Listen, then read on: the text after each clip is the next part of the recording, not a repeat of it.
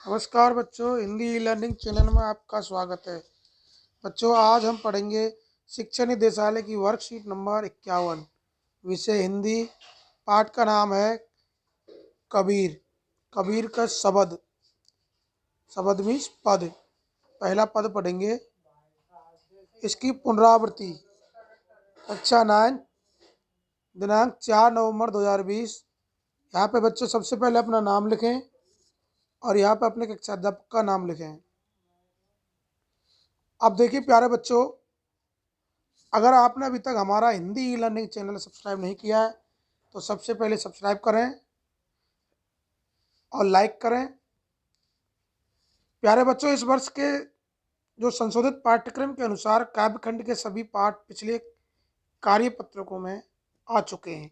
पिछली जो वर्कशीटें हैं उनमें हमने जो हमारा इस बार जो सिलेबस है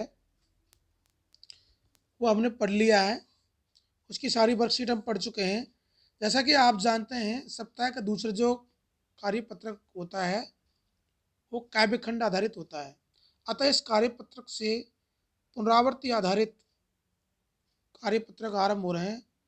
आज का कार्यपत्रक आपकी पाठ्य पुस्तक क्षितिज के पाठ शब्द पर आधारित है, जिसके कवि हैं संत श्री कबीरदास जी महाराज।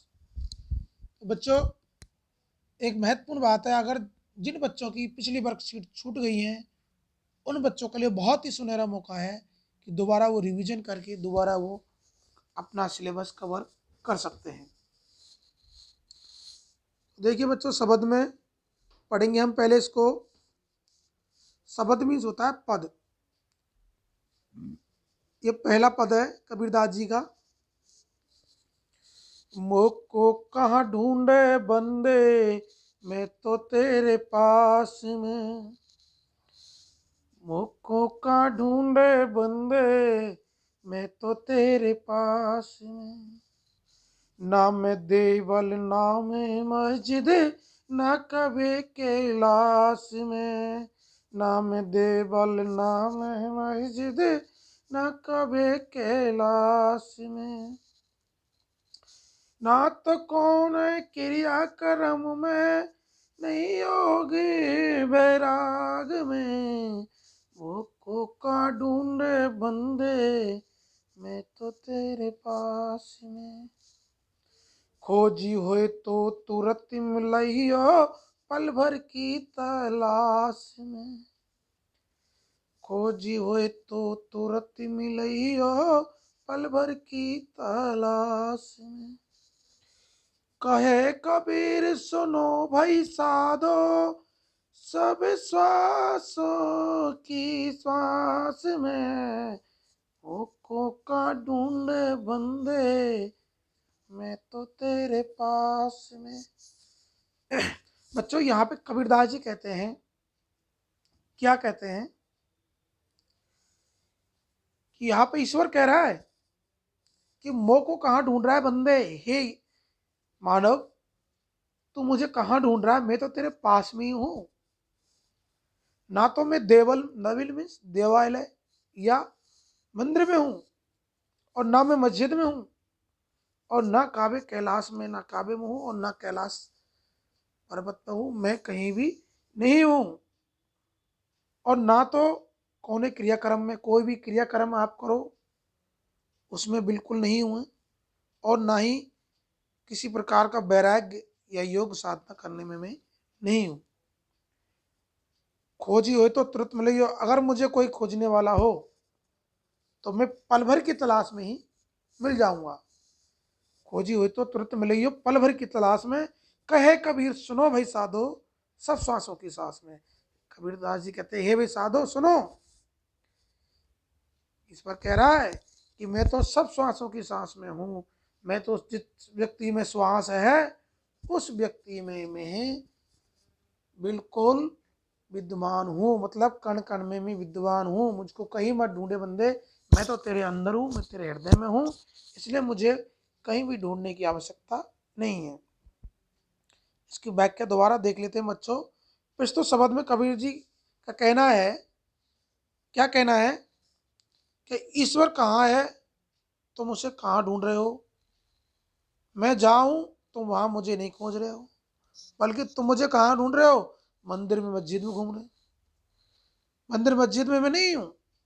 ईश्वर किसी स्थान विशेष में नहीं है, वह तो सृष्टि के कण कण में व्याप्त है।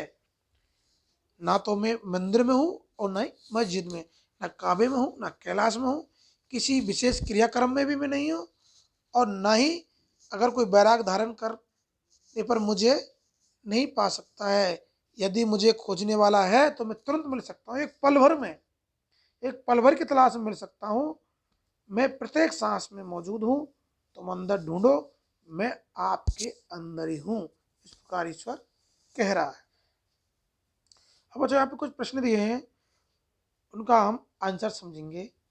मनुष्य ईश्वर को कहाँ कहाँ ढूंढता है? अभी हमने देखा ना, मनुष्य कहाँ ढूंढता है? कभी मंदिर में, कभी मस्जिद में, कभी काबे में, और कभी कैलाश में उसको ढूंढता है ईश्वर को, लेकिन वो नहीं मिलता, क्योंकि वो तो कहाँ है? अपने अंदर ही है।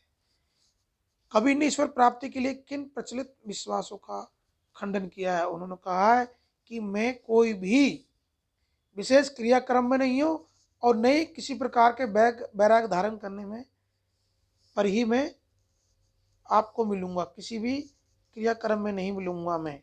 इसलिए उनका खंडन किया है। ये सब अंधविश्वास है। कबीरदास जी के अनुसार ईश्वर हमें कहाँ मिलेंगे? ईश्वर हमें ढूंढने पर, पल भर की तलाश में ही वो प्रत्येक सांस में मौजूद है, मतलब वो कण कण में व्याप्त है, वो अपने अंदर ही है। इसलिए हमको कहीं भी ढूंढने की आवश्यकता नहीं है। अगला है, कबीरदास जी ने ईश्वर को सब श्वासों की श्वास में क्यों कहा है? सब श्वासों का मतलब है कि जब प्रत्येक व्यक्ति में जिसमें श्वास है उसमें, और प्रत्येक श्वास में मतलब कण कण में ईश्वर विद्वान है। इसलिए कबीरदास जी ने ईश्वर को सब श्वासों की श्वास कहा है। वो प्रत्येक मनुष्य के जिस व्यक्ति में जीव है उसमें वो विद्वान है। कोविड-19 से संबंधित यहाँ पे संदेश दिया है बच्चों, 2 गज अथवा 6 फीट की शारीरिक दूरी का पालन करें। 2 गज दूरी और मास्क जरूरी। अपना ख्याल रखें, और इस वीडियो को अपने दोस्तों को शेयर करें, लाइक करें, और चैनल को सब्सक्राइब करें। धन्यवाद।